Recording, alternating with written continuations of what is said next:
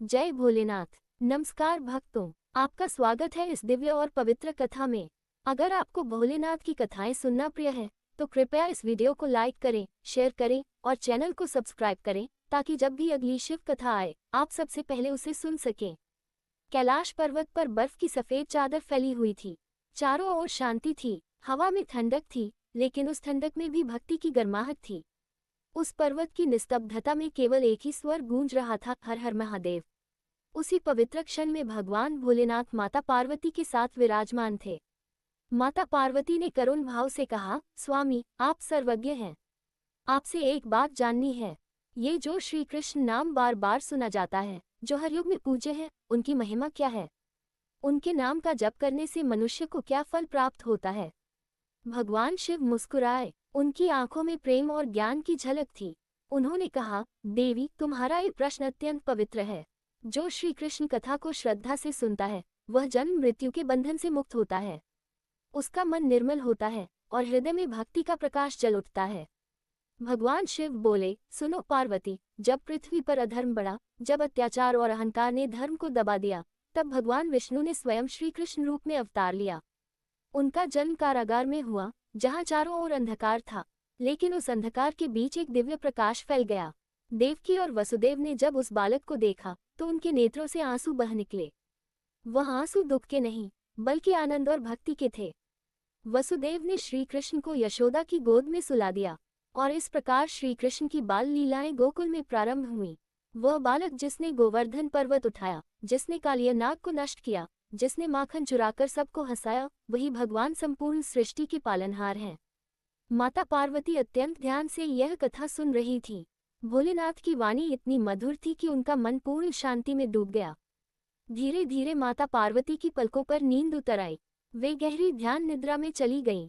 भगवान शिव कथा कहते रहे।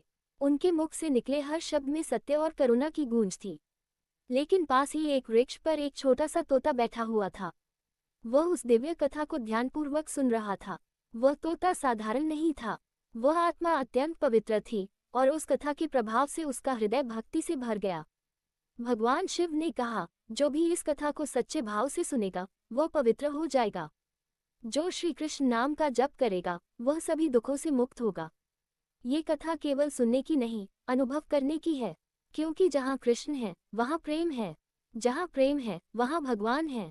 जब भगवान शिव कथा समाप्त कर रहे थे तब उन्होंने ध्यान दिया कि देवी पार्वती निद्रा में हैं। उन्होंने अपनी योग दृष्टि से देखा कि यह कथा किसी और ने सुन ली है। उन्होंने दृष्टि डाली और देखा, वह तोता जो वृक्ष पर बैठा था पूरे एकाग्र भाव से कथा सुन चुका है।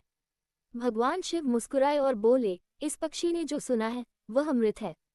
यह अब केवल पक्षी नहीं रहा, ये ब्रह्मज्ञान का पात्र बन चुका है। समय बीत गया। वह पक्षी अपने अगले जन्म में महर्षि व्यास के पुत्र के रूप में जन्मा। उसे शुकदेव नाम मिला। वह जन्म से ही ज्ञानी था। उसने संसार के किसी भी मोह में खुद को नहीं बांधा।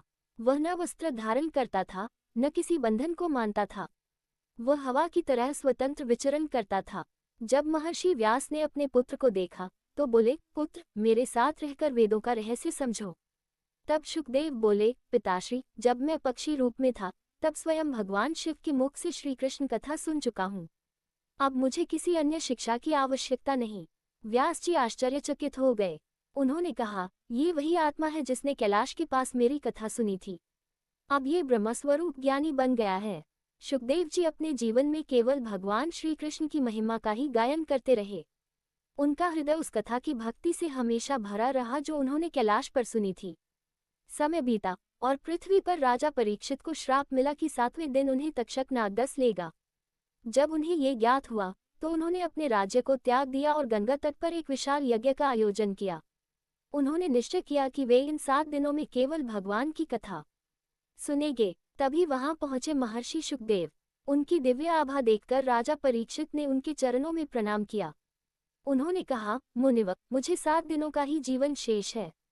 कृपा करके मुझे वह कथा सुनाए जिससे मेरा उद्धार हो। शुकदेव जी ने वही भागवत कथा का प्रारंभ किया।